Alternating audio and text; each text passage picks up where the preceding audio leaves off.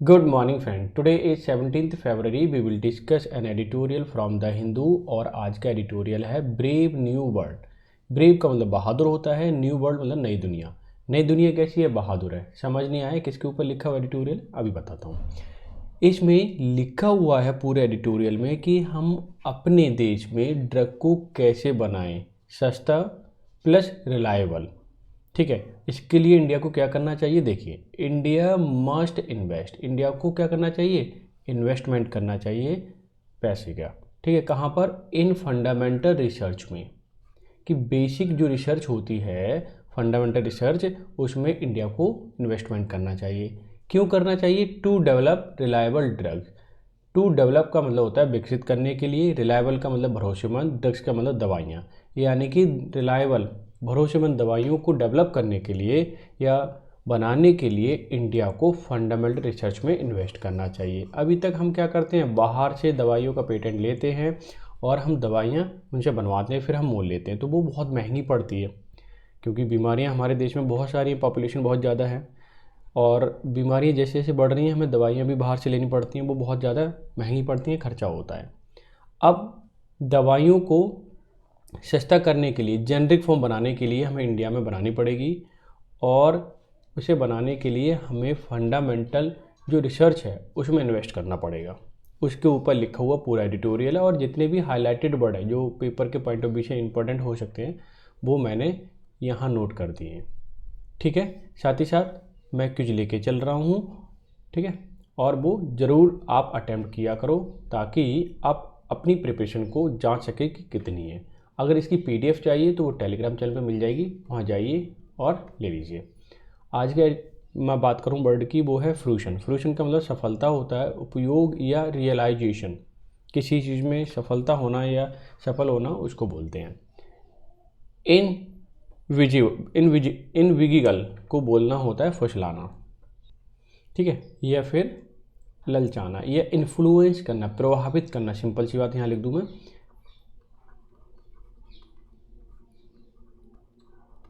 ठीक है, यह फ्लैटरिंग करना, तो क्या बोलोगे? इनविगल। इनविगल, ध्यान देना, इनविगल इसका प्रोनाउंसिएशन। आउट ऑफ बाउंड्स होता है, इसका मतलब निषिद्ध, यानी कि people are not allowed to go there. जहाँ पर निषिद्ध हो, मना हो, प्रोहिबिटेड हो, आउट ऑफ बाउंड्स बोलेंगे। रिलाई के साथ ऑन आता है प्रपोजिशन, ध्यान रखना, एक फ्रेजल वर्ब है और इसका मतलब भरोसा करना होता है, किसी चीज़ पर डिपेंड होना या निर्भर होना। Be dependent on. पैराडिम का मतलब एग्जाम्पल होता है, उदाहरण या मिसाल जिसको बोलते हैं, स्टैंडर्ड और टिपिकल एग्जाम्पल। इनक्यूबेट का मतलब अंडे सेकना होता है, इसका मतलब होता है कि ग्रो अंडर कंडीशन, कि किसी कंडीशन के अंदर या उसके तहत ग्रो हो और प्रमोट डेवलपमेंट, और डेवलपमेंट को प्रमोट किया जा सके। तो ये 6 वर्ड थे जो कि आपके एग्जाम के पॉइंट ऑफ व्यू से इंपॉर्टेंट हो सकते हैं। ठीक है, इसलिए मैंने यहाँ लिखे हुए हैं।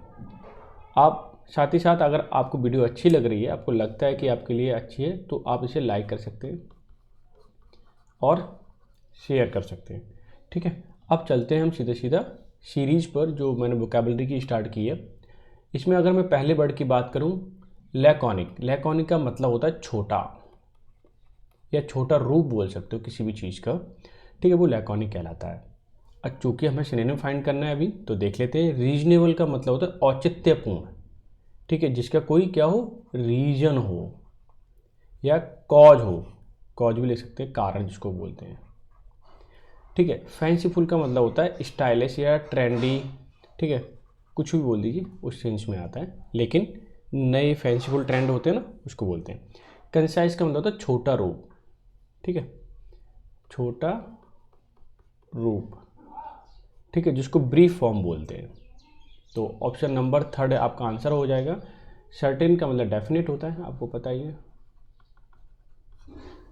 अच्छा, तो इसमें समझ में आ गया। अब नेक्स्ट चलते हैं, देख लेते हैं। इसमें बोला गया है कि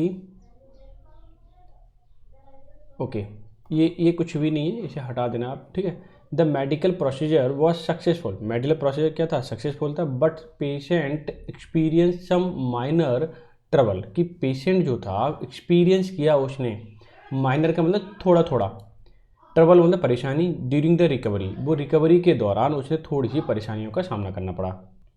ठीक है, अब देखिए, एप्लीकेशन का मतलब होता है किसी चीज़ को लागू करना। ये उपयोग जिसको कहते हैं, उसका उपयोग क्या है, किस हिसाब से एप्लीकेशन करते हैं उसका। कॉम्प्लिकेशन का मतलब कठिनाई, कठिनाइयाँ बोल दो क्योंकि प्लूरल है। ट्रांसफॉर्मेशन का मतलब चेंज यानी कि बदलाव।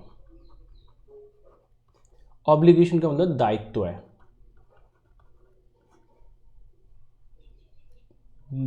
है, ठीक है। दायित्व रिस्पॉन्सिबिलिटी जिसको बोल सकते हैं।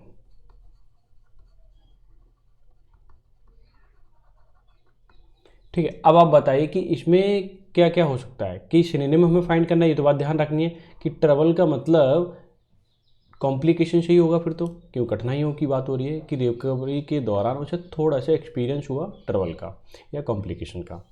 Select the appropriate synonym given word. Peril का मतलब होता है डेंजर, यानी कि जिसको कहते हैं खतरा। तो ओबियसली फर्स्ट ऑप्शन ही आपका एकदम करेक्ट मिल गया। ठीक है, बाकी देख लीजिए। एंटरटेनमेंट का मतलब अम्यूजमेंट होता है, ठीक है, यानी कि मनोरंजन। जोक का मतलब आप जानते हैं, जोक हंसी मजाक करना, वही। इग्नोरेंस का मतलब नज़रअंदाज करना, ठीक है। तो अब नेक्स्ट चलते हैं, क्या है नेक्स्ट वर्ड है आपका बार्ब्ड। बार्ब्ड का मतलब कांटेदार, ठीक है, थोड़ी सी परेशानी वाला। पैसिव का मतलब घुमावदार होता है। काइंड का मतलब दयालु होता है, आपको पता ही है। जेंटल का भी मतलब दयालु होता है, ठीक है। और स्पाइटफुल का मतलब थोड़ा सा जो घृणित हो, या फिर जिसको कह सकते हैं दोषपूर्ण या द्वेषपूर्ण बोलेंगे, द्वेषपूर्ण, ठीक है। यानी कि उसमें कुछ ना कुछ गलती हो, ठीक है, इस तरह से। या फिर हम इंग्लिश में अगर दूसरी वर्ड की बात करें, इल बिल जो बोलते हैं ना, उसके फॉर्म में भी ये आता है, ठीक है। अच्छा, तो अब देख लेते हैं। बाब का मतलब होता है कांटेदार, जो परेशानी पूर्ण हो या कि आपको दिक्कत का सामना कराए, तो वही कौन सा ऑप्शन हो सकता है भाई, स्पाइटफुल हो सकता है, और तो कोई दयालु काइंड पैसे भी तो नहीं हो सकते, ठीक है। फोर्थ ऑप्शन आपका करेक्ट ऑप्शन होगा। एन्चेंटमेंट का मतलब होता है जो आपको प्रसन्न करे, क्या करे, प्रसन्न करे, आपको खुश करे। डिस्गस्टिंग या डिस्गस्टेड तो नहीं होता, ये डिस्गस्टेड का मतलब बुरा होता है। कर्ज का मतलब शराब वाला होता है, जो आपको शराब करे। अपीलिंग मतलब जो आपको क्या करे, खुश करे,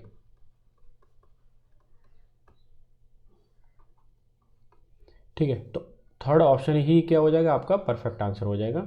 और मैं देख लेता हूँ। रिपेलिंग का मतलब होता है घृणित, क्या होता है, जो घृणित हो, जो अच्छा ना लगे आपको। क्लियर, यानी कि रिपेल का मतलब दूर दूर जाना, उस वाले सेंस में भी आता है, दूर दूर जाना।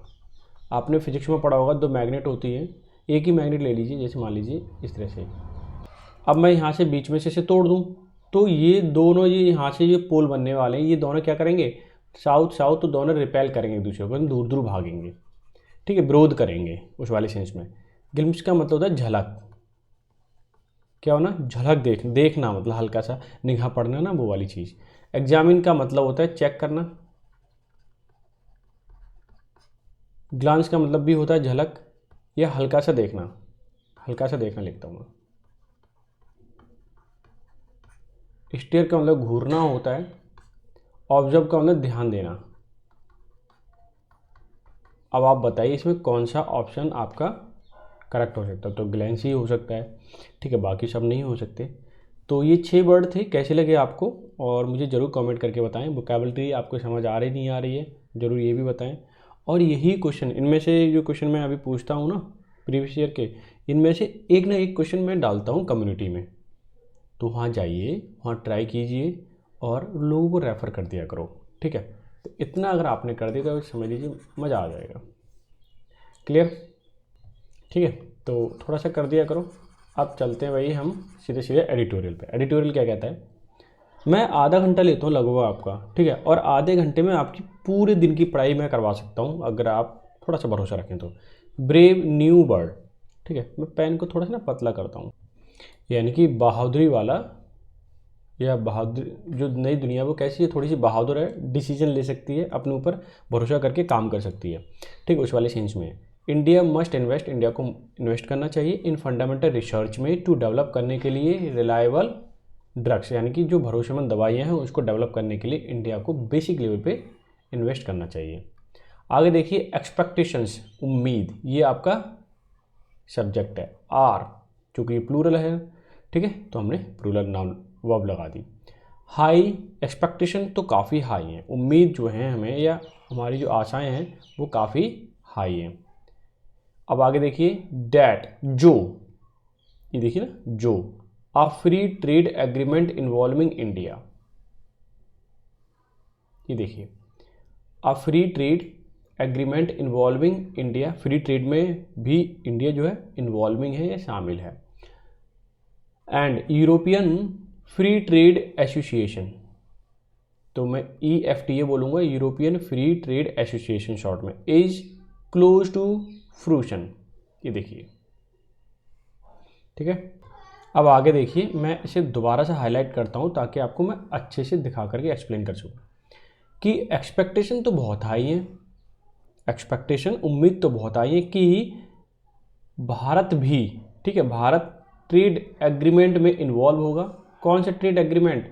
यूरोपियन फ्री ट्रेड एसोसिएशन में काफ़ी क्या होगा, इसमें भी इन्वॉल्व होगा। एज क्लोज टू फ्रूशन, और ये जो बात है ना बिल्कुल नज़दीक है फ्रूशन के, सफल होने की, यानी कि इंडिया भी यूरोपियन फ्री ट्रेड एसोसिएशन में शामिल होगा। ये हमें उम्मीद भी काफ़ी है और इसके समीप भी है या बिल्कुल पर नज़दीक है, हाँ शामिल हो जाएगा। अच्छा, क्या क्या होने वाला है इससे वो आप आगे देख लीजिए। देखो ये लिखा है हाउएवर। मैं आपको बता दूं कि जब भी सेंटेंस बनते हैं, कॉम्प्लेक्स बनाना हो या फिर हमें कंपाउंड बनाना हो, ठीक है, तो इसमें इस तरह के जब वर्ड आ जाएं, ठीक है, इस तरह के वर्ड से मतलब है ये जो है कंजंक्टिव एडवर्ब हैं। क्या है? Conjunctive adverb. तो इनके बाद कॉमा जरूर लगाना होता है, ये देखिए, ठीक है। अब ये कंजंक्टिव एडवर्ब कई सारे हो सकते हैं, जैसे कि एज अ रिजल्ट होता है, हाउएवर होता है, हैंस होता है, इनफैक्ट है, मोरओवर है, और आपका अदरवाइज है, फर्दर मोर है, और सिमिलरली है, देयरफॉर है, दस। इस टाइप से ये क्या हो सकते हैं आपके कंजंक्टिव एडवर्ब हो सकते हैं। फिलहाल इनके बाद लगाना होता है कॉमा, और इसके बाद जो सेंटेंस आएगा उसके बाद भी कॉमा लगेगा, ठीक है। तो कॉमे का हमें जो प्रॉपर्टी है वो कैसे लगता है वो मालूम होना चाहिए। अब देखिए हालांकि, हाउएवर का मतलब होता है हालांकि। अब बोन ऑफ कंटेंशन, झगड़े का कारण, ये ईडियम का मतलब होता है बोन ऑफ कंटेंशन, मतलब झगड़े का कारण। रिलेट्स, जो रिलेट करता है इंटेलेक्चुअल प्रॉपर्टी राइट्स। झगड़े का कारण क्या है? रिलेट्स टू इंटेलेक्चुअल प्रॉपर्टी, यानी बौद्धिक प्रॉपर्टी की बात हो रही है, या संपदा जिसको कह सकते हैं, या अधिकार। हैज़ परसिस्टेड, लगातार बना हुआ है, एज एन इशू सिंस 2018। जो वो ये कह रहे हैं कि बोन ऑफ कंटेंशन यहाँ पे है इंटेलेक्चुअल प्रॉपर्टी, कि हमारे पास भी नॉलेज है, हम भी ये कर सकते हैं, ये कारण बना हुआ है 2008 से, ठीक है। अब देखिए यहाँ पे जो हैज लगा हुआ है ये बोन ऑफ कंटेंशन का क्या है? वर्ब है, और हैज के बाद B3 आता है, बोन ऑफ कंटेंशन सब्जेक्ट हो गया। अब चूंकि ये सिंगुलर है इसलिए उन्होंने हैज लगाया है, और चूंकि सिंगुलर है तो इस वाले सेंटेंस के लिए देखो वर्ब जो लगाई है इन्होंने सिंगुलर लगाई है, क्योंकि ये सिंगुलर है। तो यहाँ तक तो समझ में आ गया होगा। अब आगे देखिए स्विट्जरलैंड एंड नॉर्वे, दो देश स्विट्जरलैंड एंड नॉर्वे बिच, ये आपका क्या है? रिलेटेड प्रोनाउन है जो इंडिकेट कर रहा है स्विट्जरलैंड और नॉर्वे को। चूँकि दो नाउन है या फिर दो नाम है, तो ये आपका सब्जेक्ट जो हुआ प्लूरल हुआ तो वर्ब भी प्लूरल आ गई। यानी कि Switzerland and Norway are prominent, यानी मुख्य हैं, मेंबर किसमें? EFTA, European free trade association में। उन्होंने होस्ट किया सेवरल, देखो ये मेन वर्ब है इसकी, किसकी? इस वाले सब्जेक्ट की, ठीक है। इन्होंने होस्ट किया है सेवरल ऑफ द फार्मास्यूटिकल, यानी कि दवाइयाँ, एंड बायोटेक्नोलॉजी को होस्ट करते हैं ये कंपनीज डेट आर रिस्पॉन्सिबल, और ये इनकी जो कंपनियां हैं ना वो रिस्पॉन्सिबल हैं किसके लिए? For several of the drugs, बहुत सारी दवाइयां बनाने के लिए जिम्मेदार है कि ये दवाइयाँ बनाएंगी। थेराप्यूटिक्स का मतलब होता है जो उपचारात्मक या उपचार करें। That underpin health are globally, और यही जो कंपनियां हैं वो आधार बनी हुई हैं ग्लोबली लेवल पे हेल्थ को ठीक करने में, या फिर जो दवाइयाँ देती हैं वो यही इनकी देशों की कंपनियां देती हैं। क्लियर? तो यही क्या करते हैं, देश में दुनिया भर में दवाइयाँ पहुंचाते हैं। बट अब हम सोच रहे हैं इंडिया वाले लोग कि हमें भी दवाइयाँ बनानी चाहिए जैसी कोविड-19 के दौरान बनाई थी। क्लियर? अब यहाँ तक तो एकदम क्लियर हो गया होगा। अब मैं सेंटेंस को लेके चलता हूँ नेक्स्ट। ठीक है, सेंटेंस का अता पता भी नहीं चल रहा है यहाँ तो भी, तो देखते हैं, वेट कर लो। अब यहाँ से देखिए सेंटेंस। ठीक है, द नेचर यानी प्रकृति ऑफ द फार्मा इंडस्ट्री, की जो दवाइयाँ बनाने वाली इंडस्ट्री है ना, उसका जो नेचर है, प्रकृति, इट कॉस्ट का मतलब महंगा, मच टू डिस्कवर, वो ये कहते हैं कि डिस्कवर करने में इसकी जो कॉस्ट आती है वो काफ़ी ज़्यादा आती है। आ यूजफुल इफेक्टिव ड्रग, यानी कि अगर ऐसा कोई ड्रग दवाई बनाते हैं जो यूजफुल हो, इफेक्टिव हो, तो ऐसे को डिस्कवर करने में काफ़ी खर्च आता है, ऐसा बोलते हैं, फार्मा इंडस्ट्री बोल रही है। And relatively little to make generic copy of it. अब ये क्या कहना चाह रहे हैं, साधारण दवाइयाँ, ऐसी इसी से संबंधित साधारण दवाई बनाना या कॉपी करना विद डिमांड, जो डिमांड है जिसकी, दैट इज फार डिसप्रोपोर्शनेट, फार का मतलब बहुत, डिसप्रोपोर्शनेट मतलब असंगत है, टू अफोर्डेबिलिटी, की अफोर्डेबिलिटी हो, सस्ती दवाइयाँ बने और डिमांड पूरी हो सके। ये क्या है, इनका जो अनुपात है डिमांड प्लस सस्ती दवाई होना, इसका क्या है, डिसप्रोपोर्शनेट है। मीन्स क्या हुआ इसका कि देयर इज आ कांस्टेंट मतलब लगातार, टसल का मतलब रस्साकशी होना, बिटवीन इन्वेस्टर जो पैसा खर्च करते हैं एंड जेनरिक ड्रग कंपनीज, की जेनरिक ड्रग कंपनी है और इन्वेस्टर करने वाले हैं, इन दोनों के बीच में क्या बना हुआ है, आपका टसल बना हुआ है, एक रस्साकशी बनी हुई है कि भाई हम वो इतना पैसा खर्च नहीं कर नहीं पा रहे, इन्वेस्टर लगा रहा है या इन्वेस्ट नहीं कर पा रहे हैं, और जेनरिक दवाइयाँ बन भी नहीं पा रही हैं, क्योंकि फिलहाल कौन बनाता है दवाइयाँ, एक फार्मा कंपनी या इंडस्ट्री बना रही हैं, लेकिन ये कह रही हैं कि इन्वेस्ट कर वो इसमें नई चीज़ डिस्कवर करने में जो अफोर्डेबल भी हो, इफेक्टिव भी हो और यूजफुल भी हो, तो वो बहुत महंगी पड़ती है, ऐसा इनका कंपनियों का कहना है। लेकिन जेनरिक का मतलब साधारण दवाइयाँ बनाना, आपने देखा होगा केमिस्ट की शॉप पे कि जन मोदी नाम से ये खुले हुए हैं, प्रधानमंत्री मोदी, जेनरिक दवाइयाँ मिलती हैं वहाँ पे, तो वो देख रहे हो आप, बहुत सस्ती दवाइयाँ मिलती हैं। ठीक है, तो उनको बोलते हैं जेनरिक, यानी साधारण दवाइयाँ बनाना। आगे देखिए, पेटेंटिंग का मतलब अधिकार होना, या जो डिस्कवर करता है उसको बोलते हैं पेटेंटिंग। और एक्सक्लूसिव मोनोपोली, कि जिसने दवाई ड्रग का डिस्कवर करता है उसके पास मोनोपोली होती है, मतलब एक अधिकार होता है, मोनो का मतलब हमेशा एक होता है, मोनोपोली मतलब अधिकार। For a fixed number of year to originator and reciprocal right by government to issue direction for compulsory licensing, thereby, इसीलिए selectively breaking such monopolies in the interest of public health. यहाँ तक देखिए, पहले आप समझने की कोशिश करना कि जो पेटेंटिंग है मतलब उनका जो अधिकार है एक्सक्लूसिव, बिल्कुल स्पष्ट रूप से मोनोपोली होती है, क्योंकि उन्होंने क्या किया, डिस्कवर किया हुआ है, फिक्स्ड रहता है वो इनका पेटेंट, नंबर ऑफ ईयर्स, कई सालों तक के लिए उनके पास फिक्स रहता है, ऑरिजिनेटर की वो ऑरिजिनेट करेंगे, दवाई को बनाएंगे। और रेसिप्रोकल राइट, अगर हम दूसरे पक्ष देखें इसका उल्टा, कि government to issue direction, government issue करती है डायरेक्शन को फॉर कंपनी के लिए और लाइसेंसिंग के लिए, कि उनका जो लाइसेंस है उनके पास रहेगा, देयर बाय, जिससे सेलेक्टिव ब्रेकिंग सच मोनोपोली, और जिससे हो क्या सके कि मोनोपोली जो होती, मान ली एक के पास अधिकार है बनाने की दवाई, तो वो ब्रेक किया जा सके, इन the interest of public health, यानी कि लोगों का ध्यान रखने के लिए, कि जो पेटेंट इसे दिया हुआ तो कुछ सालों तक बना सकती है, उसके बाद दूसरे को पेटेंट दे दिया जाएगा, मतलब जो पेटेंट है उसको रिवील कर दिया जाएगा, तो दूसरी भी कंपनी दवाई बना देगी। हैज ब्रोक्ड, अब जो पेटेंटिंग है ना, इसकी बात हो रही है कि हैज ब्रोक्ड, कि जो पेटेंटिंग है, या फिर हम कह सकते हैं मोनोपोली है ना, उसे ब्रोक कर दिया जाएगा, तोड़ दिया जाता है या ओपन कर दिया जाता है, पीस और सस्टेन करने के लिए global pharma industry for decades, की और भी जो कंपनियां हैं जो दवाइयां बना सकती हैं, तो उनको भी अधिकार दे दिए जाते हैं, और वो भी फिर क्या करती हैं, दवाइयां आसानी से बना देती हैं, जिससे कि ग्लोबल लेवल पे दवाइयों को डिस्ट्रीब्यूट किया जा सके या लोगों तक पहुंचाया जा सके। आगे देखिए, but new legal innovation such as data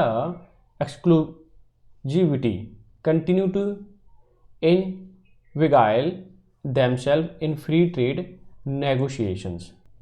अब आगे देखिए क्या कहना चाहते हैं कि बट लेकिन न्यू लीगल इनोवेशन, क्यों नया जो लीगल कानूनी तौर पे इनोवेशन है, नवाचार कुछ नया करने के लिए, such as data exclusivity, exclusivity का मतलब विशेषाधिकार एक तरीके से openly, continue to inveigle, inveigle का मतलब होता है फुसलाना किसी को, देमसेल्फ इन फ्री ट्रेड और नेगोशिएशंस, की फ्री ट्रेड के लिए फुसलाना, राजी करना।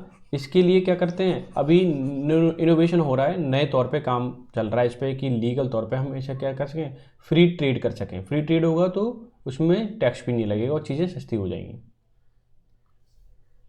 अब आगे देख लीजिए, अंडर दिस प्रोविजन, ये जो प्रोविजन है, ऑल द क्लिनिकल ट्रायल, की क्लिनिकल जो ट्रायल होते हैं, data that concern the safety and efficacy of a drug generated by the originator firm becomes proprietary out of bounds for minimum period of 6 years। कि under the provision, कि इस provision के तहत all the clinical trial, जितने भी clinical trial चलते हैं, जो डेटा है कंसर्न सेफ्टी एंड इफिकेसी के से संबंधित, फॉर अ ड्रग, ड्रग के लिए जो जनरेट किया जाता है बाय द ऑरिजिनेटर, जिसके पास पेटेंट है, ठीक है, फर्म बिकम्स प्रोप्राइटरी, उसका क्या एक अधिकार होता है कि out of bound for a minimum period of 6 year, कि वो 6 साल तक, कितने साल तक, 6 साल तक उसको कहीं और किसी को अलाउ नहीं करेगा। 6 साल तक खुद ही ड्रग को क्या करेगा, क्रिएट करेगा या ड्रग को बनाएगा, उस पर एक अधिकार होता है, ठीक है।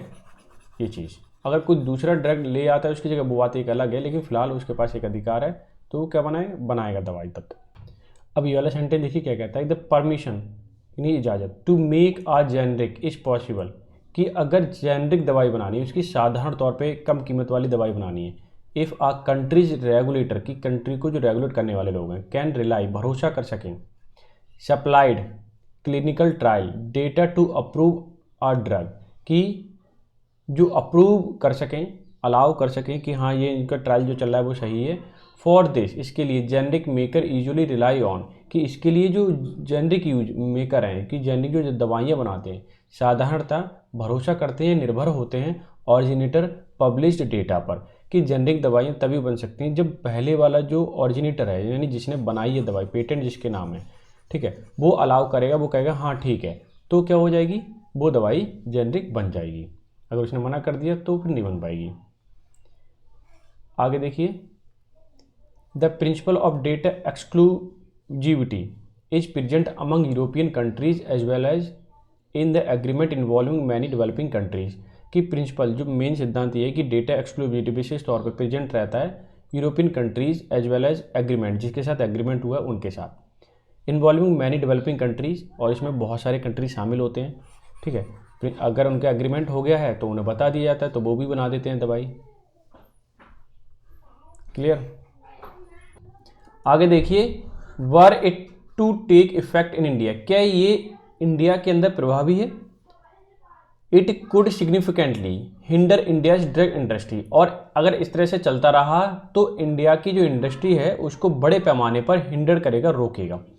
विच इज़ आल्सो मेजर एक्सपोर्टर, यानी इंडिया की जो इंडस्ट्री है वो काफ़ी बड़े लेवल पे एक्सपोर्टर भी है, यानी कि विदेशों को दवाइयाँ भेजती है बनाने के बाद। अफोर्डेबल ड्रग्स, जो कि अफोर्डेबल दवाइयाँ होती हैं, हर कोई उसे खरीद सकता है। अब सोचिए जो देश गरीब है वो कैसे दवाइयाँ खरीदेगा, कैंसर की बीमारियों का, या फिर अलग जो बीमारी ऐसी हैं जिनका दवाइयाँ बहुत महंगी हैं।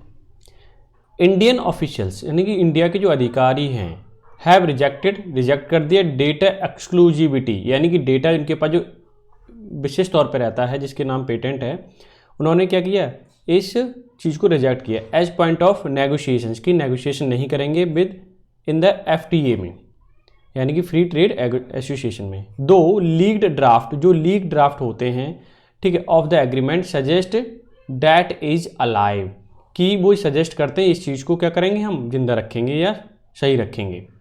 आगे देखिए, हाउएवर, हालांकि इंडियाज राइज अप, इंडिया उठ रहा है, the drug manufacturing chain in the last few decades, means कि इंडिया पिछले डिकेड से देखें तो बहुत तेज़ी से क्या कर रहा है, इसमें ग्रो कर रहा है, बढ़ रहा है। डैट इट मस्ट इन्वेस्ट, यहाँ पे इन्वेस्ट करना चाहिए, एंड इकोसिस्टम, ऐसे इकोसिस्टम बन जाए जिससे कि ड्रग का क्या हो सके, रिसर्च हो चुके। That can conduct a ethical drug trial, जिससे कि एथिकल ड्रग ट्रायल किया जा सके इंसानों पर। मेक अ न्यू मॉलिक्यूल्स, नए मॉलिक्यूल बन सके। देर पेट्यूट फ्रॉम स्क्रैच, और जो हम अभी झंझट में पड़े हुए हैं या हमें जो नुकसान हुआ है जैसे कि बाहर से डेटा लेना और रिसर्च करना, तो वो सब क्या हो जाएगा, सही हो जाएगा अगर पैसा इन्वेस्ट हो जाए तो। ठीक है, बेसिक लेवल पे। द पैराडिग्म, ये एक उदाहरण है। Drug development will always be expensive, कि ड्रग को डेवलप करना हमेशा महंगा रहा है। Confined to the West, need not to permanent, कि हमें सीमित नहीं रहना पड़ेगा कि पश्चिमी देशों से कि वही परमानेंट तौर पे हमेशा ड्रग को बनाते हैं, तो ऐसा नहीं है, उन्हीं से संबंधित करना होगा या उन्हीं से डिपेंड रहना पड़ेगा।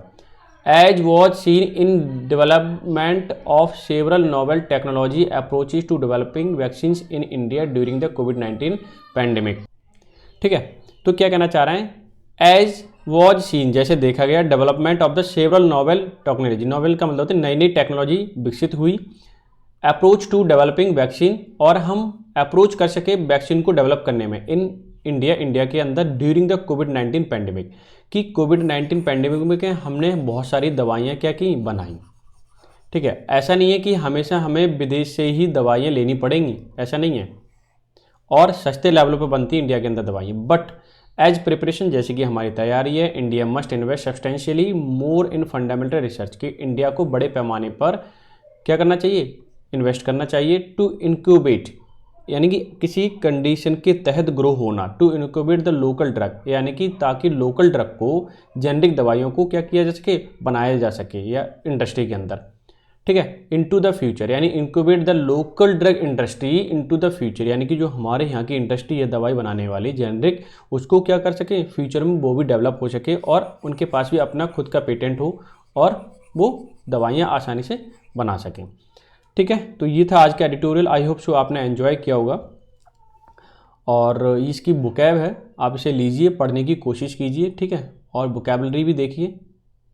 कैसे लगा सेशन जरूर बताएं कमेंट करके। तो मिलते हैं नेक्स्ट सेशन में, तब तक के लिए bye bye, take care, have a good day.